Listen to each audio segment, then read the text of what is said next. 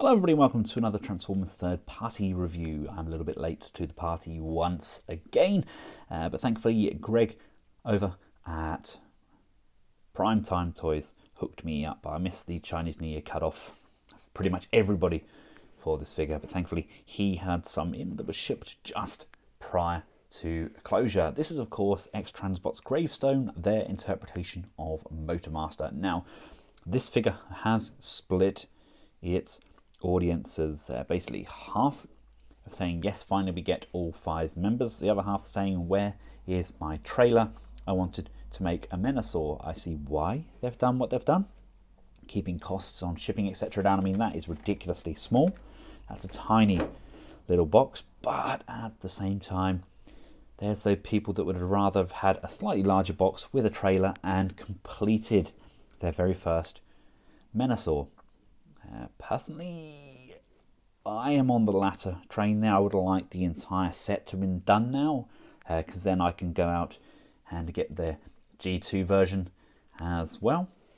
But you know, I can see why they've done what they've done. There is logic behind it.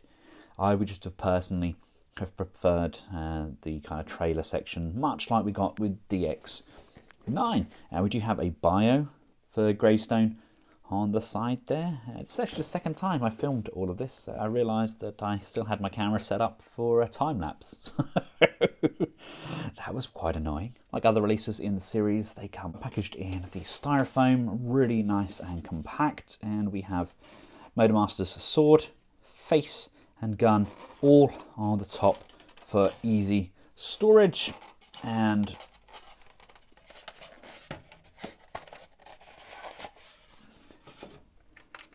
again, to save on shipping and size, MOTORMASTER comes packaged in his truck mode, and out of his foam prison he looks delightful. My back wheels don't all roll in unison. They do when I push down. Again, it's probably due to the flex in my base, but this is one of the nicest truck modes that we've had, in my personal opinion.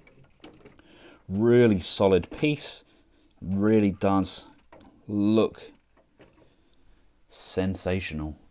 I mean, just look at the front of the cab there. I love that kind of step up section with the roof canopy, and we even have wheels that can turn in as well. That's something that I really like, so we can now really pose him in his vehicle mode as well. In my opinion, I know this is a separate cab piece, but this is the best looking truck mode of all 3. Again, we have him alongside MP10. That's a pretty perfect scale, if I do say so myself. Love how that looks. Now when I get the trailer section for him, I will try and do a full comparison with all of the vehicles, because then I can step us through getting them combined up into Menasor. But for now, I'm just happy to have him as he is. Just have to be wary. I have these wheels collapsing in. Sometimes they'll slide inwards. They need to be outwards so that we can rotate them fully. But what a gorgeous looking piece. And because I had them up here to hand, here he is alongside Bumblebee and Brawny as well. Really nice, solid size. I'm going to assume that a lot of people are going to want their Gravestone either displayed in his robot mode or in his combined form. So let's get him transformed up. Your first port of action is to come just underneath here, push up the underside of the step and the gas tank. That's going to push up so that these arch up like so. That pushes up enough so that it separates away from the lower side of the truck. You want to separate this front panel piece. So this is going to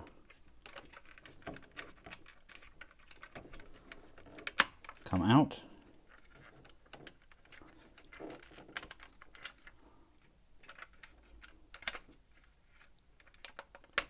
and separate from the top and bottom like so. Come around to these back panels, and these are meant to pull down. The best way of doing that is to pull them away from this panel here first, and then they should just come down and separate. So again, it just unplugs and comes down. They're only going to go and sit down at that 45-degree angle. Please be extremely careful of these smokestacks. Mine is actually cracked along the underside here. It's very fragile. Don't recall catching it on anything, but it's definitely a crack on there. Something just to be mindful of. This front cab automatically wants to drop down now. At this point, I like to bring these panels out to the side. We do have a join on these feet. So you just push like so. And that now allows these to split. These shin panels are going to open up. That allows this side panel to pull away like this. That shows all of the inner workings there of the leg. There's a lot going on inside. With these legs all the way down, I find it easier now to just fold this tank inside here, and this is going to come down and sit down nicely inside that leg. It gives us a lot more room to play with. Now this leg piece here is going to extend.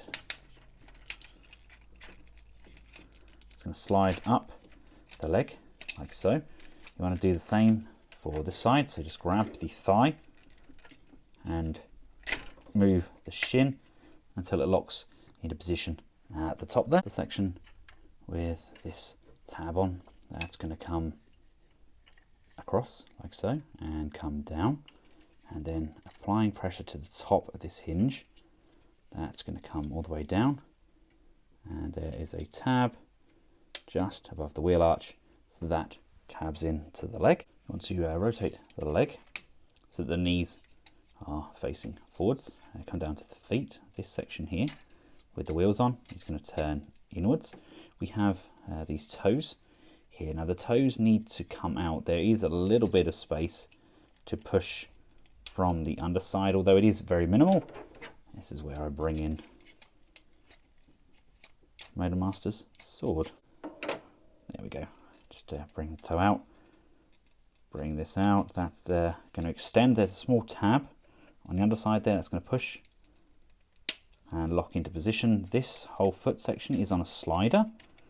That's going to slide all the way to the back of that leg panel piece. This is then going to rock in to said void.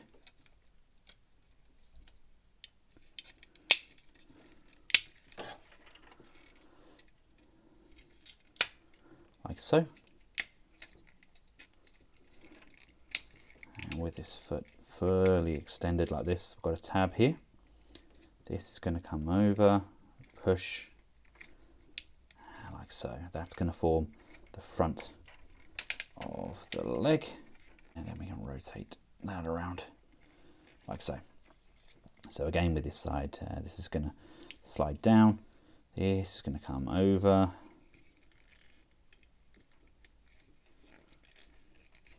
tab into that point on the leg, locking it into position. This is then going to come down like so, and then the leg is going to rotate on that thigh, and that's the basis of the legs. Around to these arm panels, they're going to come out to the side. We have this panel here. This is going to form part of the body structure. First of all, you want to bring this panel out like so, and making sure that this panel extends outwards. There's a very small notch that these need to just tab over like so, and that allows this panel here to come down and to come down and push and lock into position. That's going to form part of the framework for his torso. Top of the roof panel is going to come off like so. These chest windows are going to open up. This panel piece here is going to come up.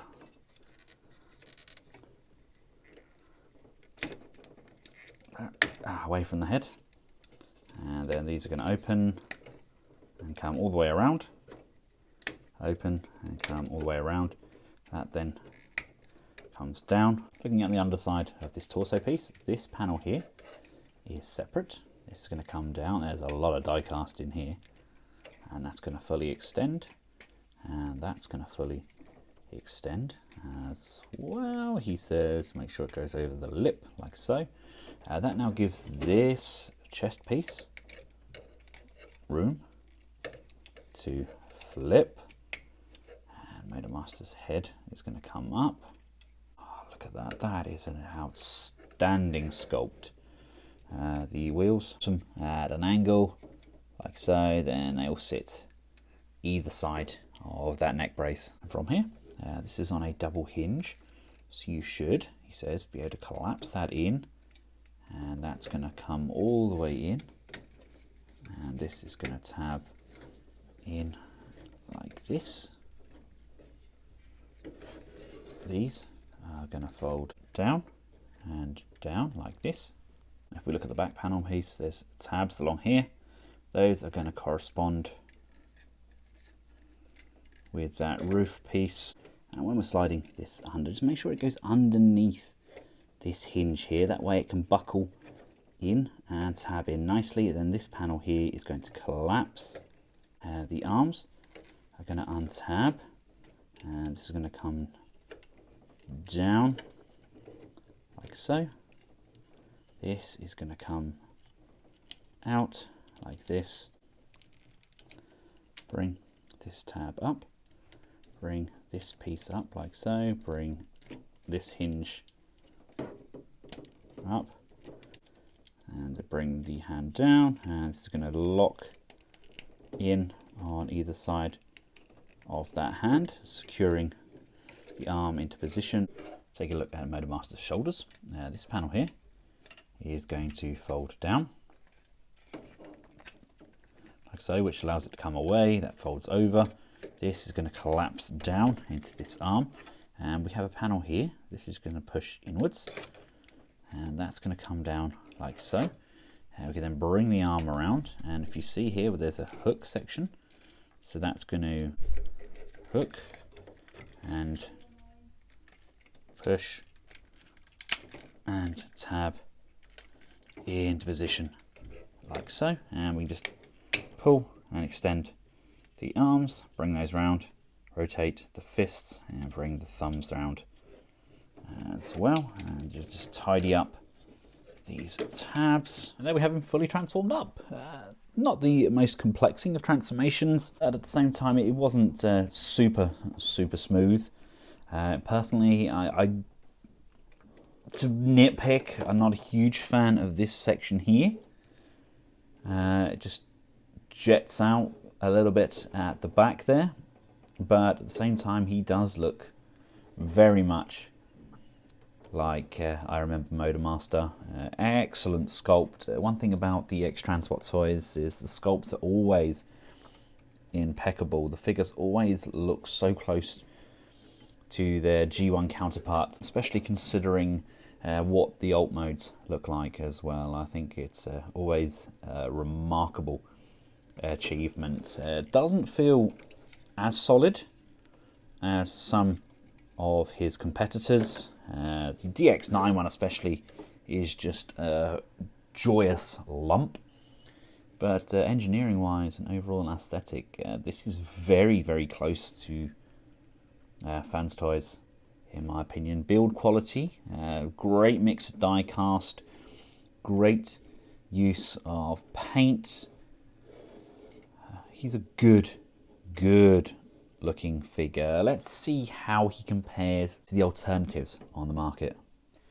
For the purpose of the video, I've made sure that they've all got a narrow stance, just so you can see how they look on the full 360-degree turn. Personally, I think X-Transbots tidies up rather nicely. The backpack is still half of his truck, but at the same time we get the likes of Fans Toys, which I don't like how that folds up, but it still sits pretty slim, and we do have an entire trailer section all corrugated on to the back there. Tidiest, in my opinion, is DX9, albeit he's not necessarily the most truthful to the original source material. I mean, checking out the fronts of the legs, for example, DX9 does have that double windshield. I did mistransform his shins in the DX9 video. As you can see, they are now rectified. But at the same time, I believe Fans Toys and X-Transbot do pull off those faux panels slightly better, in my opinion, than what DX9 does. Really good looking figures, in my opinion, and I don't think anybody's going to be disappointed with any of these sets. Personally, my favorite, it's a tough one. If I was to keep all three, which my wife definitely won't be letting me keep all three of them, three of the same figure, I think not. I would probably have DX9 in the combined mode, Fans Toys in their bot mode, and maybe X-Transbot in their vehicle modes, or maybe vice versa.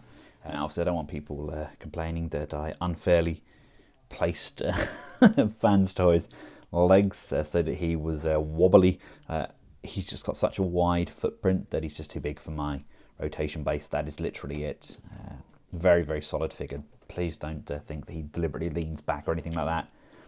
He's not back heavy. He's just got a very large footprint. He's actually the tallest of all three, although when I've seen comparison pictures, they're always made out that there's a vast difference between these. That's not necessarily the case. There's not really a great deal between them. I mean, it's only really that prominent when you have them all in a line and staggered. There's millimeters between them, really. I mean, we're looking at probably a centimetre max from largest to smallest. But X-Transbots does fit in there rather nicely in between. Just because I was asked recently who had the better range on the head, DX9 probably is able to physically move his entire head more.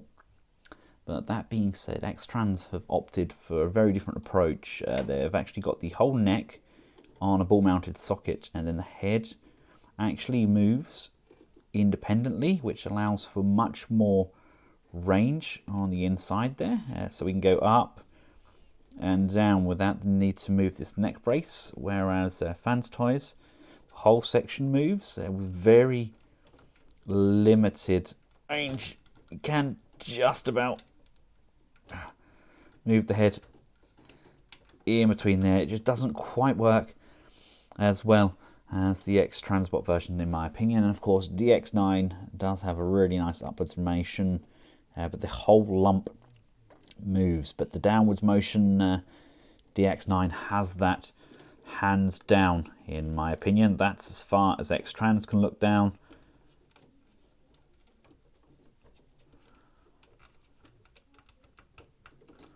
That's as far as Fans Toys. So DX9 is the only one who can really look down at the rest of his colleagues. The rest of the articulation, we've got butterfly joints, which work quite nicely.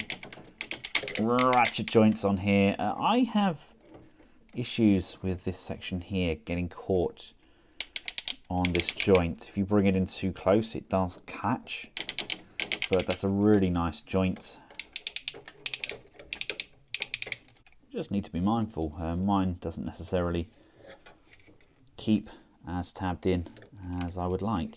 Maybe it's something I've done incorrect. I normally get corrected my transformations. I try my best. We get a rotation on that bicep. We only get a single bend on the elbow, but it's a nice deep bend.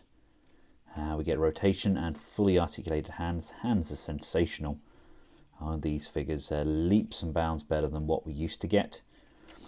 We get the rotation on a ratchet there. We get an abdominal crunch on the waist. And if you look, there's notches on here. That allows these to connect. So you have a latch there, there, and there. So that's a very gradual abdominal crunch, but the whole joint can move around whilst it's locked in to that particular joint. So that's a very nice touch. We do have hip skirts to the side and to the front, which allow for the legs to come this far forwards. Really, really nice, strong ratchet on those legs.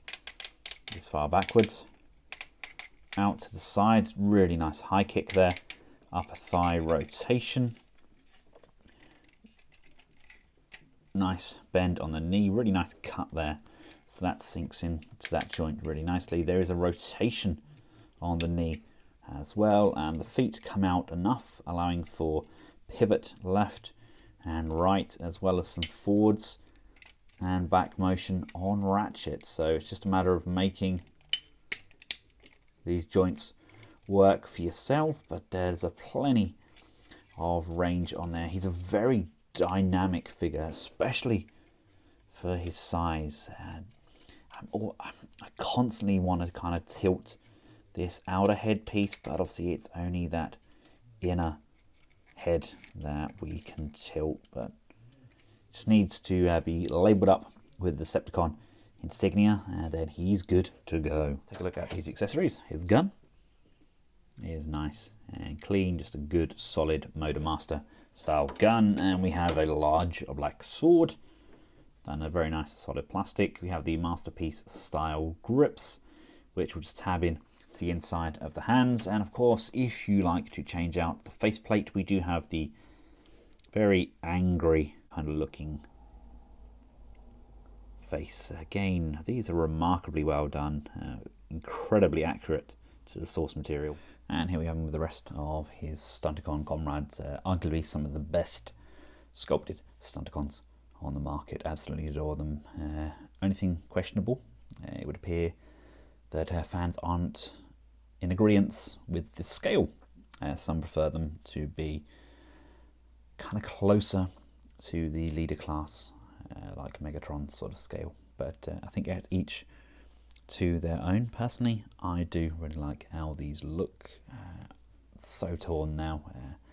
Having these all in hand, I really love the bot modes, but if these look as good as they do, how good is the Menasor going to look? It's going to look as G1 as you could possibly get, and that really excites me. Maybe DX9 will get downgraded. Who knows? I don't know.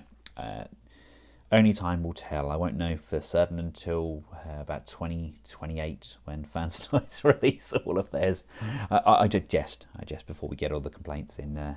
I do love the Fans Toys products. It's just we're still waiting for like their Blitzwing and various other characters, so it's going to be a long wait. But this is X-Transbot. This is their take on the very gorgeous looking MOTORMASTER, and they've done a really nice job. I did have that slight woe with my smokestack, possibly something I did wrong. Maybe I put too much pressure on it, but please just bear that in mind. I did forget to push these sections over as well for the transformation. They just rotate and fold, but all in all, he's a very good looking character, very, very dynamic indeed, and a gorgeous rendition of one of my favourite Stunticons of all time, one of my favourite kings of the road.